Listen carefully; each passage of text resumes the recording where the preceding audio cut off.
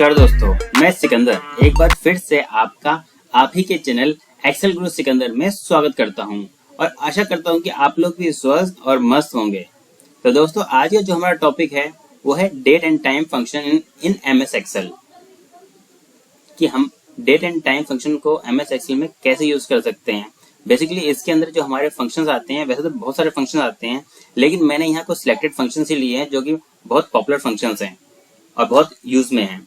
तो ये हमारे फंक्शंस कुछ इस तरह के day, month, year, now, today, E date, EO month, network days dot INT। इन्हीं फंक्शंस को आज की वीडियो में हम डिटेल में समझेंगे और सीखेंगे कि इनको कैसे यूज में ला सकते हैं। So without wasting any time, let's move to our topic. सबसे पहले हम बात करेंगे डे, मंथ एंड ईयर के लिए।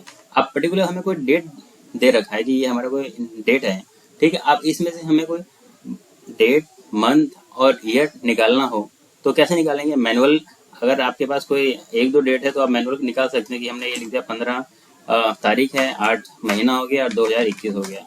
लेकिन ये मैनुअल प्रोसेस है। अगर हमारे पास डाटा ज्यादा होगा तो वहाँ हमें बड़ी दिक्कत हो सकती है कि हम कैसे निकालें।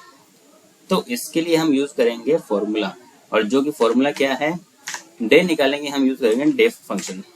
यहाँ जैसे हमने डे किया और इसका सिंटैक्स ये है सीरियल नंबर।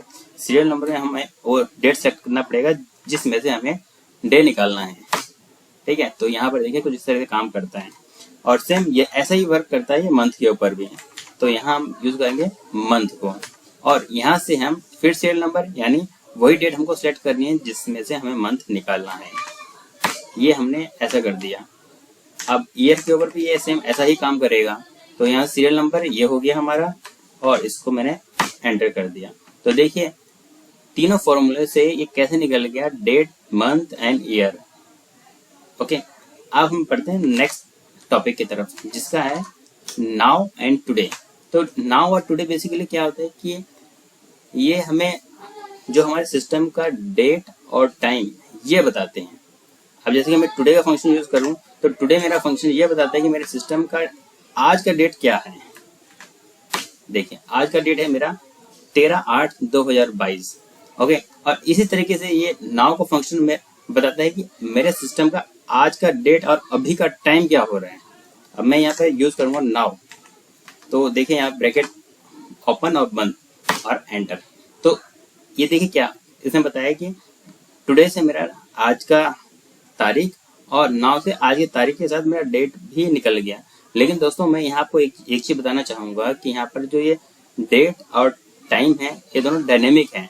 यानी ये जैसे जैसे टाइम बढ़ता रहेगा तो वैसे वैसे इसमें चेंजेस होते रहेंगे और इसके लिए हम शॉर्टकट भी यूज कर सकते हैं। और इसके लिए दोस्तों हम शॉर्टकट भी यूज कर सकते हैं। जैसे कि हमें करंट यानी आज का जो डेट है वो डेट निकालना है तो इसके लिए हम यूज करेंगे कंट्रोल और सेमीकोलन। तो इससे क्या होगी, हमें एक आज का जो डेट है वो निकल के आ जाएगा।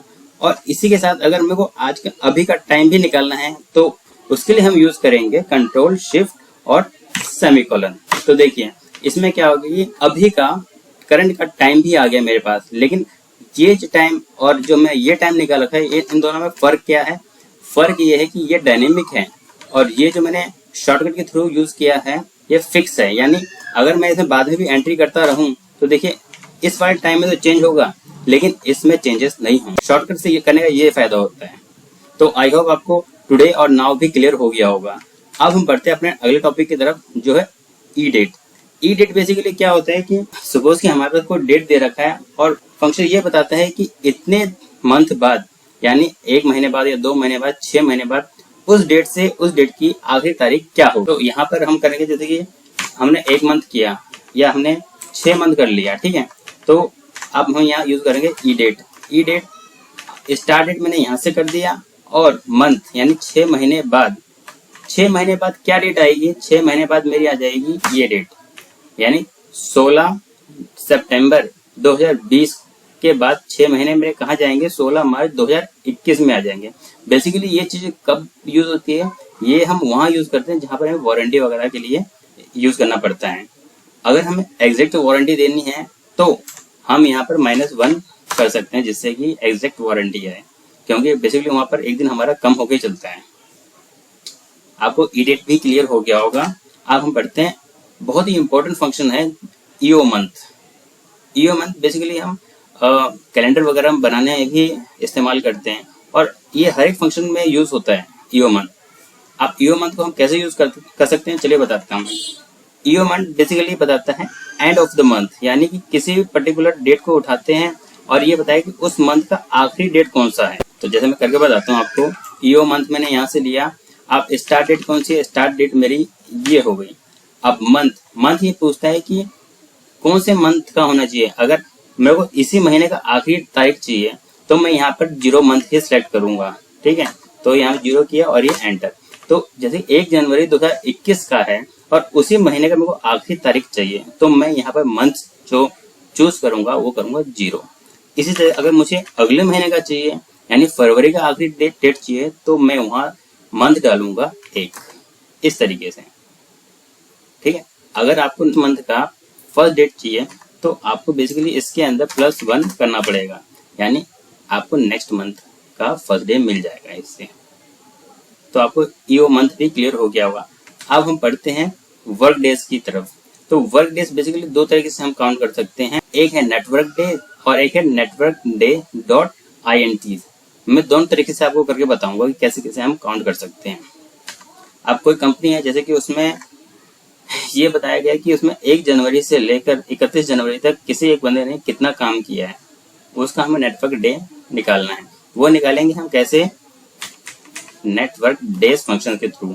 अब इसमें क्या बता रखा है, इसमें बताया स्टार्ट डेट। स्टार्ट डेट मेरी कौन सी है, ये मेरी स्टार्ट डेट है और एंड डेट क्या है 31 जनवरी 2022, ये मेरे एंड डेट है। अब ये बोलता है हॉलीडेज। अगर हॉलीडे कोई है तो आप दे सकते हैं, अदरवाइज जरूरी नहीं है। तो यहाँ पर मैं क्या करूँ, मेरे पास हॉलीडे की लिस्ट है, मैंने हॉलीडे की लिस्ट यहाँ से निकाली और यहाँ से मैंने डेट सेलेक्ट कर लिया।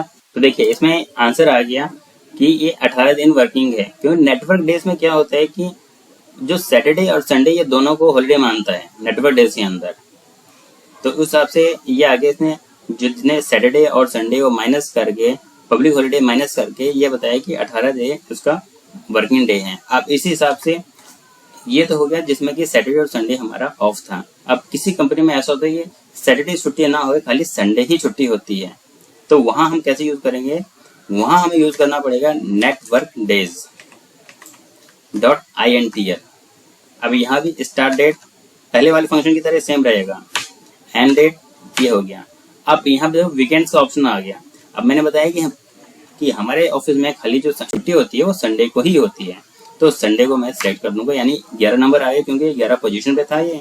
अब यहाँ से हॉलीडे के लिए दोबारा ये लिस्ट है मेरे पास, लिस्ट मैंने यहाँ से यहाँ तक सेलेक्ट किया और ये एंटर।